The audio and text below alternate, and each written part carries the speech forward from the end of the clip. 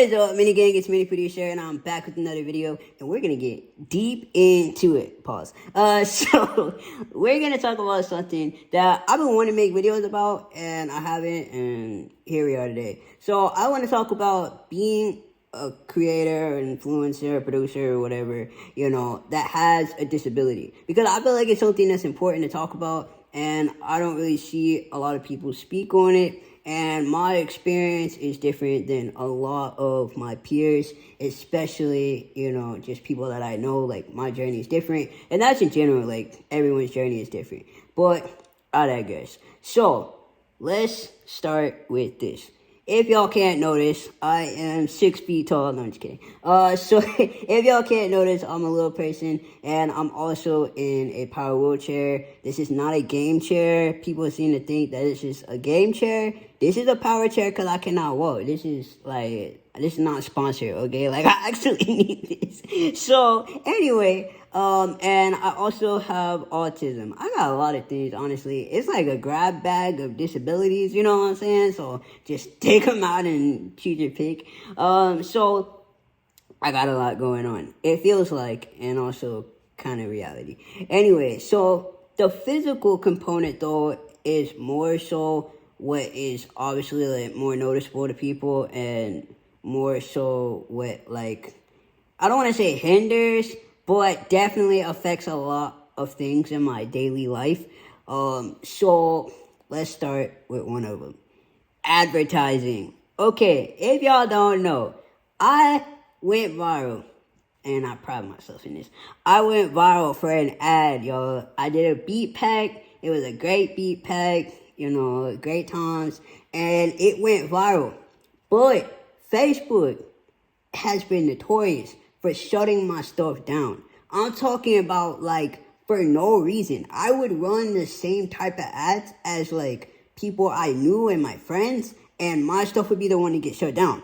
Why do you ask? Because people don't know how to act, man. Like, I talked about this in interviews, but I have dealt with a lot of bullying. Like, I get bullied on TikTok especially. Like, they are a whole different, I don't know, kind of audience. Like, I definitely have dealt with a lot of bullying. And so when I was running ads on Facebook, people would say some, like, I'm not talking about some, like, elementary school type comments, because these are adults, you know what I'm saying? So they're vicious. They're just saying whatever the heck they want to. And, if people start to, like, say that, and they start to report your stuff, like, Facebook doesn't care. Like, they really don't. They just will shut it down. And this is actually something that a lot of people that have disabilities that we deal with. We get our account shut down. We deal with bullying because society doesn't know how to act towards us. They don't know how to just be respectful and treat us like human beings. So our stuff, we have to suffer because of other people's inability to just be a nice person, And so when my stuff got shut down, that honestly was such a and it's still actually been frustrating. Like, I'm still affected by my stuff being shut down to this day, which is crazy because Facebook had become such a large part of my income, where, like, having that eliminated, because Facebook, also owns Instagram. So I couldn't run Facebook, ads, and I also couldn't run Instagram ads, and I still can't, actually. So, you're having to find, like, other ways to generate income when a main source is cut off, right? And like I said, like, that video went viral. It had 1.4 million views. A lot of people still probably could say, like, oh yeah, I remember when that video went viral. Like, a lot of things came out of that. I was able to build up my email list with thousands of independent artists. I got placements with Tiffany Evans, Young LA, and so a lot of things came out of doing the beat pack. And so when that stopped, it was really frustrating because I was trying to, like, find a way to get back to what I had, right? Because like I did have the email list, but here's the thing, like when you're building up an email list, you want to keep building it up. Like you don't just build up an email list and then be like, peace out, like that's the last of that, you know? So it was very frustrating, especially at that point, because I knew I wasn't doing anything wrong. Like, except for looking how I do, which I mean, I can't do anything about that. So, like, it was very frustrating because, like, I knew that I was doing everything right. And so getting shut down was like, dang, you know? And so even now, I definitely have had to be, like, creative because, you know, I'm looking at different platforms, so like Google ads and, you know, Twitter ads, Snapchat ads, different things to like figure out how to use these platforms, and I'm still navigating through that. And actually the unfortunate part is that like I don't even create ads typically, not anymore, that even show me in the ad, because like I don't want to get my stuff shut down because people, you know, can't get it together, which is unfortunate because when I was in the videos, those are what did the best. Those are what converted the best. Like every time that, I mean, you know, not to be that guy, but like every time I showed up in a video, that thing was helping make some money. You know what I mean? So like it is frustrating because it's a balance, because like I do want to show myself, but a lot of times if, you know, you get enough negative comments and enough negative feedback of people reporting your stuff, then they shut it down. So I've had to like find other ways to make different creatives that don't like incorporate me in it. And I slowly started to like show myself in videos, but it really just depends when it comes to advertising. So that's a big component that a lot of creators with disabilities have to deal with, which a lot of people who are able-bodied, and when I say able-bodied, that is pertaining to someone who doesn't have a disability. So, like, if I use these terms and you're like, yo, what are you saying? That's what I mean. So, anyway, so that's one big thing that, like, as a creator with multiple disabilities, like, that's what I have to deal with, you know what I mean? And then another thing is transportation, right? So like I personally, I don't have like my own vehicle to drive myself, and to be quite honest, I don't really want to drive. Like personally, I just have, that's not my thing. Like I'd rather be driven around. But I don't have the ability to like just go wherever I want to, because especially when it comes to scheduling transportation, when it comes to transportation services, you have to depend on certain services, and a lot of these services that are for people are like really more so for medical stuff, or like people just think when you're disabled that that's it, that's all you are, like you have no life and you don't do anything except like go to the doctor's office. And so a lot of these services either are for people that are like the elderly, or you are going to the doctor every other week. Like there's no in between. So like when it comes to scheduling a ride, for me, if I'm using a service, then I have to schedule stuff out a week in advance. So like for a lot of producers, you know, that are watching this video, or creatives, like if you're a producer and you can just go to a studio session, like I don't have the luxury to just be able to go to the studio whenever, which is why I depend a lot on online interactions and just relationships that I build with other people, and having to kind of finesse, you know, a situation to get where I need to go. And for me personally, like my parents, they do help me with transportation. However, that's can't be a long-term solution, right? So like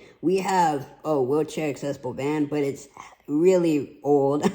You know what I mean? And we actually got to get, you know, like my girlfriend and I, we're having to figure out like a way to get a vehicle, which is a whole nother thing that's kind of frustrating. It's like trying to find a vehicle and trying to get one that like, you know, we can pay, because like wheelchair accessible vans and vehicles are not inexpensive, and it just takes a lot. So like that's something that, we're having to consider and think about, just because we do need to get to places and stuff like that. So when it comes to transportation, there are times where like I feel limited because I'm not just able to like drop wherever and just go where I need to go. And so I also do like acting opportunities, and these agencies sometimes they're like, oh, you'll need to get a COVID test, and it's like the same day, and then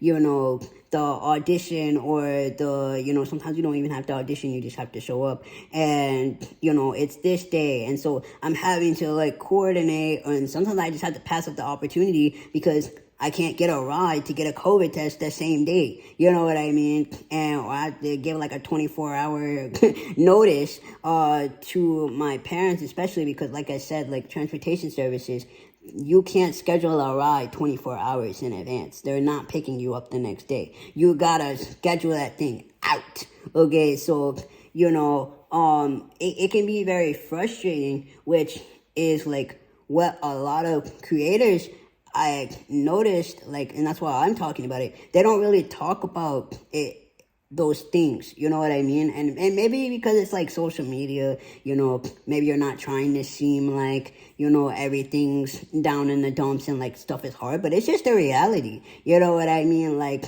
I spend most of my days at home, okay? Because like, where am I going? So I've had to be creative in a sense of creating content with my surroundings and trying to find ways to make it creative, and even working with brands. As some of y'all may know, I've worked with brands like Coca-Cola. I have a Snapchat documentary. I have worked with a lot of notable brands and still had to find a way to make it work. You know what I mean? Coca-Cola, my girlfriend, she recorded the content of me, typically for like Snapchat, they came out to my house prior to living here, before I moved, is they came out and recorded the content at my house and had to find, you know what I mean? And then they flew us out. They flew me and my girlfriend and I out to our location, and, to do the content and all that stuff and get paid and all that jazz. So, but those are like rare instances where everything kind of aligns, where a team and all that stuff. But when I'm just creating content on my own, I'm just having to be creative and find places where I can create content. And so when it comes to, I know I've talked about like Beat Club, the reason why that's been such a big thing, and I know it sounds like an affiliate for them, I'm not, but like, the reason why it's so big for me is because, like I said, when you're someone that doesn't have access to like consistent transportation, any opportunity where you can be connected in your field on like a bigger, wider scale to create opportunities that can help, support your livelihood and just things that you need to get done, these are the things that are helpful. So like I said, having Beat Club, I'm able to go in the A&R portal. I'm able to submit opportunities for, major artists, major companies, and things like that. So that's why it's super important for me to be consistently connecting with people. You know what I'm saying? Because like, I really do have to rely on the internet and rely on connections made through that, just to be able to do basic things, you know what I mean? Like, I have a studio session next month, and, I already got coordinated, a ride with my dad to take me, you know what I mean, like a month in advance, because, I try like my very best, unless it's something that like legit is super big and important. I try not to give a short notice when it comes to getting a ride. So, but I scheduled a studio session for next month because, like, I wanted to go to the studio with this artist, so, I made it work. And, of course, like the artists, they don't know that you are having to do these 20 different things to get, you know what I mean? They don't know that because more than likely they have their own vehicle or they can get an Uber. Like, and to be honest, I don't want to say people don't care, but they don't care. Like, and that's something that at least I've had to learn, is that like people don't really care. Like, they don't care if you have to find 20 different rides to get there. Can you get there or can you not? And like, I have had situations where like I did a music video recently. I was in a music video and I was transparent. I said, hey, because it was gonna rain that day, and they were like, hey, can you come the next day? And I was like, listen, I can't do that, so like I'll have to pass on this opportunity. But they wanted me to be there, so they were like, you know what, we can get it, get the content done, and get the video, your scene done, and it'll be good to go. So I am transparent with people, like when it comes to my transportation things, just because like I feel like that's important to be upfront. But I also keep in mind that like certain companies or whatever, people, okay, like you just can't make it. It is what it is, and they'll find someone else. So that is something that like I do have to keep in mind, especially with having a physical disability that like is also impacts my mode of transportation. And then the next thing, and another thing, is talking about health, right? So this is something that I was talking to my girlfriend about today. But when it comes to health, right? So depending on what kind of disability you have, everybody's different. But at least for myself, my disability, like, causes other health issues, right? So like I have breathing problems, and with our condition we can have like heart issues and stuff like that, like chronic pain. So I know for myself, like I deal with pain every single day, and so for me, I do have days where I'm not getting out of bed until noon, and I've had to like push out this idea of like I gotta get up and go, because you see all these gurus and producers and creators and people talk about that you gotta get up at like 4 a.m. when everyone's asleep, and do all these things.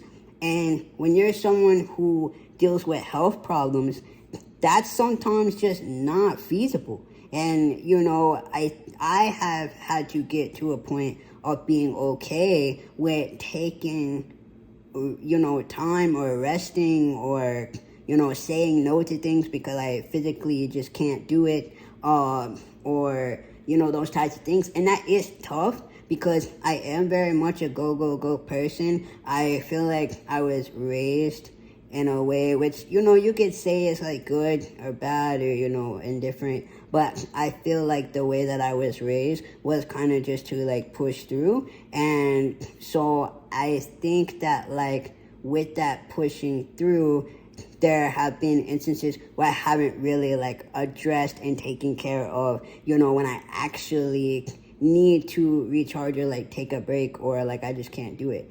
And so I think that's something that like I definitely will be speaking about more in general, because I know there are a lot of people with disabilities that are legit going through it and not talking about it. It's really putting on this facade that everything's okay because it's social media and it's go, and you gotta look this way and you gotta have your content, you gotta be ready, you gotta look like, hey guys, I'm living it up. And really, you're not. You're struggling. Your body is falling apart, and so it's really important, because I know I talk about authenticity and I talk about transparency, and that's why I'm being transparent with y'all, and I'm going to be making more content in relation to this because it's something that needs to be spoken about.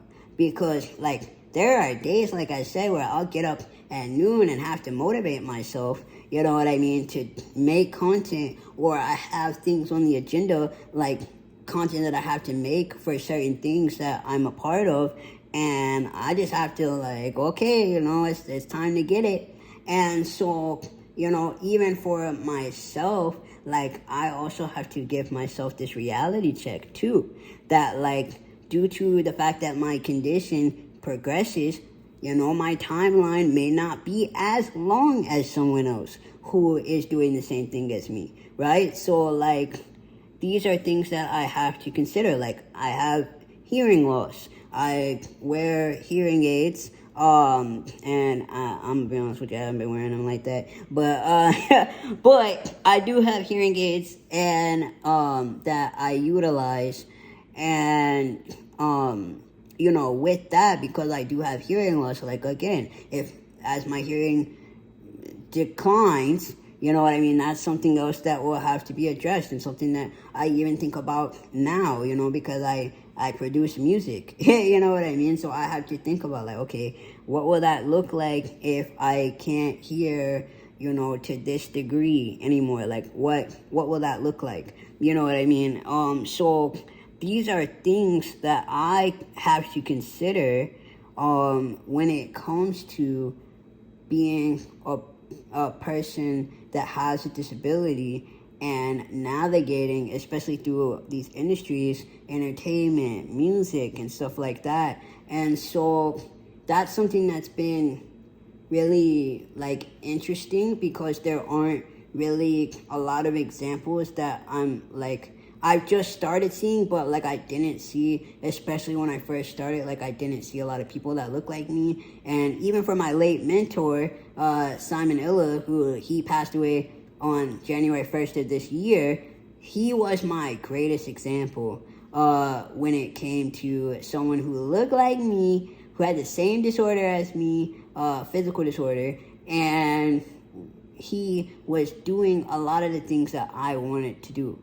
And, so that was a good blueprint, and I'm really grateful that I was able to see that, because, like, it showed me I can do this. You know what I mean? Like, I can achieve this. This is achievable. This isn't just something, like, in my head that I feel like I can do. Like, I can do this. He was financially independent. He lived on his own at a nice apartment, and he did his thing. No ands, ifs, or buts. He knew a bunch of industry folks. He was friends with a bunch of people. Like, the name Simon, that was gold. You know what I mean? And he had a lot of access, and just he had a lot of great opportunities that he was able to be a part of and do. He was on Miami Ink and magazines and all this stuff, and he gave me a lot of advice and showed me a way of life of what I could have for myself, which is why I feel like even more so now I'm so, like, much more motivated to really achieve and do what I need to do, because I know it's possible.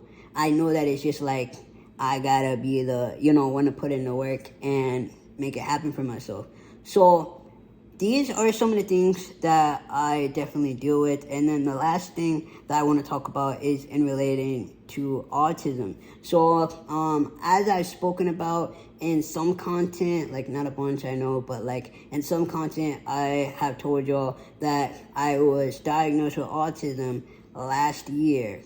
And so this is a recent diagnosis, but, like, I've always felt like, I was different. But I feel like because I do have a physical disorder, I think it just wasn't a priority, maybe from my parents, or they just didn't recognize the signs, or I don't know.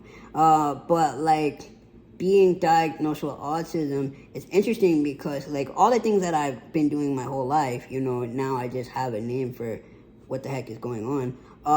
But when it comes to a lot of people with autism, like, we get tired. Like, we have to I take a lot of naps. Like, I'm very tired, and especially when it comes to social things, like, if I have to do anything socially, like, I take a nap immediately after. Like, it's very draining. And so being a creator and being creative and being in these different industries, that's also very tough, because, like, I'm essentially having to mask, like, all the time. And what masking is essentially, you're kind of putting on a front. I mean, but, like, because, again, I guess it's just for myself, my experience is really just to maintain. So that's why, like, I do have to mask a lot, because, like, I'm having to maintain, whether it's an image or just maintain a certain, like, social status or whatever, a conversation,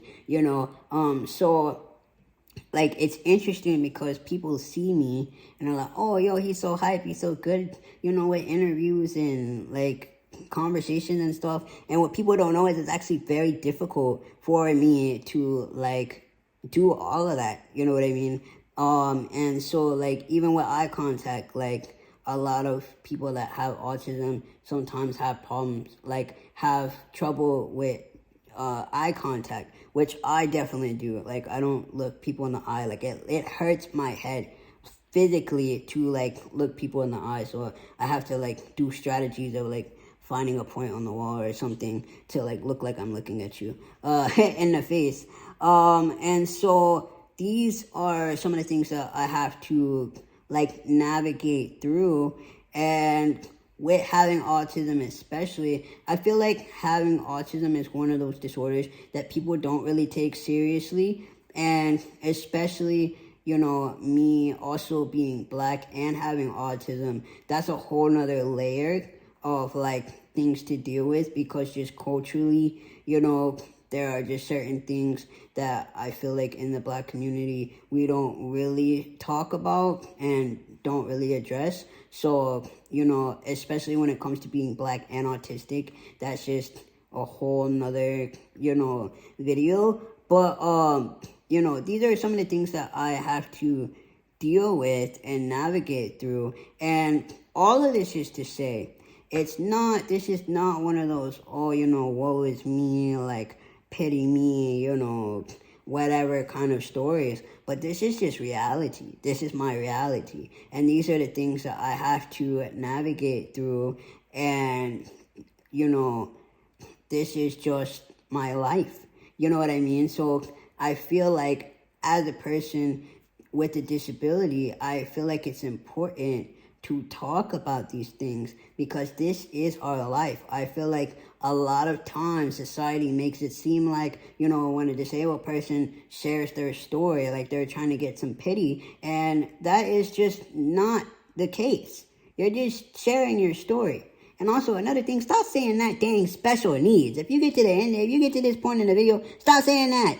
Stop saying that. A lot of people with disabilities don't like that. I don't know who, like, I'm pretty sure an able-bodied person thought of that dang term, but it definitely wasn't us. The community did not think, we're not saying that. We're not saying special needs. Like, I know a lot of people say that, and they think they're, like, on the ball and politically correct, but, like, and, there may be some comments in here like, I have a special needs child. I'm going to say what I want. You do you, I guess. But I'm just letting you know that most people in the disability community say it with your whole chest. People are disabled. People have disabilities. Like, stop making that word a negative word. It's not like you got a disability. Like, people want to say it's a different ability or you're differently. Man, I am disabled, bro. I cannot walk. Like, this is what it is. I got autism, bro. Like, and guess what? Here's the reality.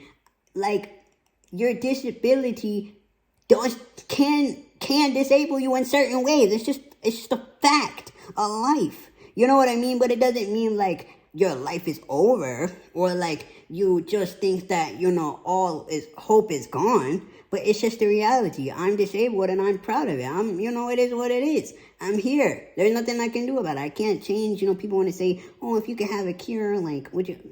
I don't have a cure, so I don't know. It wouldn't matter anyway. I've been through enough in my life already where I don't even think a cure will help at this point, because once you break so much, the pain is just there. So they could have a cure tomorrow. I'm still going to be short because I got spinal fusion, so I'm not growing anymore. And it's just going to be what it is. So, like, anyway. So, what I'm saying, off on my rant, is that, like, being a creator, being a producer, influencer, all that stuff, like, I definitely want to use my platform to speak more about these topics because I think it's important. And as I always say, like, if you don't see it, you gotta be it sometimes. So I want to be that person for someone out there who may be in a similar situation as me. And it doesn't necessarily mean that you have to, have a disability. Maybe you can just understand and relate to not having transportation or, having to figure out ways to make stuff work. You know what I mean? I feel like a lot of us can relate. However, I do want my disability community to be able to find my videos, as I'm putting out more, so that we can have more of these conversations, have more of these discussions, and also so I can stop being confused with the, 3 people that are out here that I keep getting confused with. But anyway, so this is what I wanted to talk about. Let me know in the comments how you felt about this. If y'all have questions, I will answer them in another video. But this was just something super important that I wanted to talk about. And I appreciate for anyone that stuck through this video or stuck through most of it. I will see y'all later. Have a good one. Peace out. Oh, and make sure you subscribe. Make sure you subscribe. I gotta get into that YouTuber stuff. Make sure you subscribe, like, and comment, and also share this video with some buddies. Share it with your pets. Share it with your neighbor. Share it with somebody that you feel like will like this video. I'm gonna see y'all later for real. Peace out.